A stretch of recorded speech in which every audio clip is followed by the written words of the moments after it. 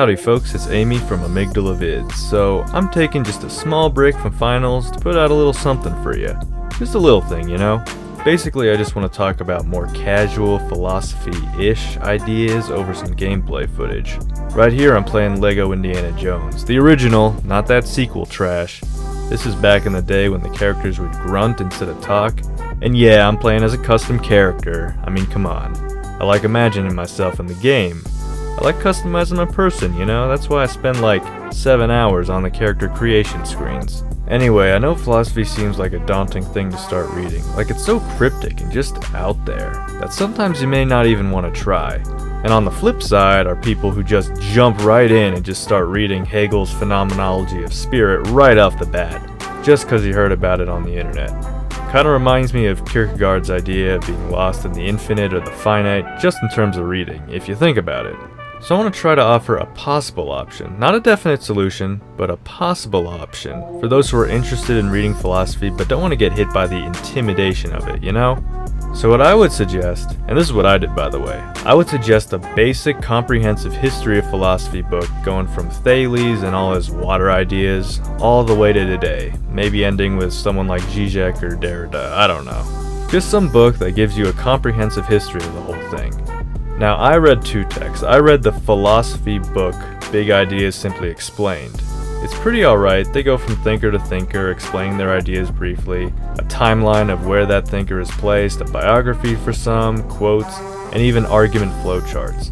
It's simple, it's straightforward, it gets the job done. Now, the other book I read was The Great Conversation, which is also pretty good.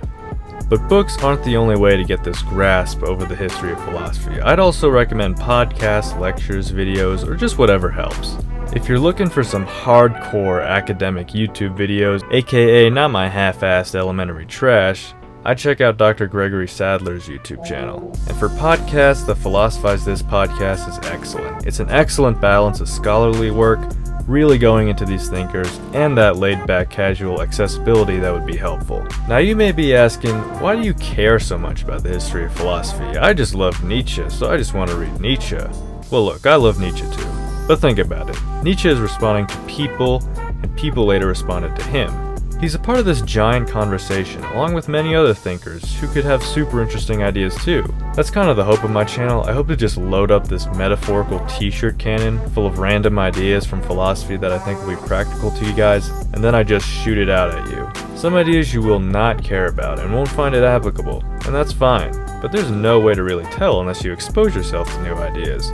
I don't know, for me, I'm willing to go through 100 ideas that don't do anything for me, just to get to that one life-changing idea. Side note, it might also be helpful before you start reading philosophy to just get some basic argument and critical thinking books. In my law class we use this rule book for arguments, and it's super short, straightforward, has examples, it just works well.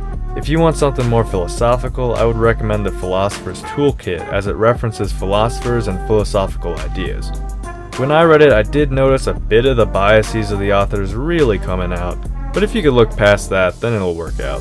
So that's all for me. If you dig this kinda low-key contemplative gaming video idea, let me know in the comments and I'll just make a series out of it. I got other games and got other classics to play, and there's other low-key but still relatively deep stuff we could talk about. Plus these things are just faster to make, which means more content for you guys. Anyways, thanks for watching and subscribe for more.